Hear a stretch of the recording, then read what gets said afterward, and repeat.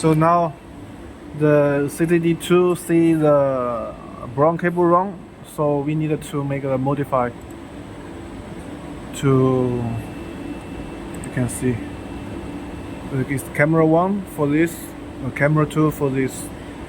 So now the camera 2 is problem, so click the camera 2 setting and read the here CCD2 and the NG for this. So color detection, we test first brown error, so we need to delete brown and choose the brown again. So brown is here and save. Okay, and maybe blue again.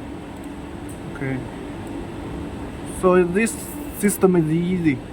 You just choose the color you want, and yellow again. Okay, let's save. Now test is okay, and we see the copper, it's okay now. Then we go again to check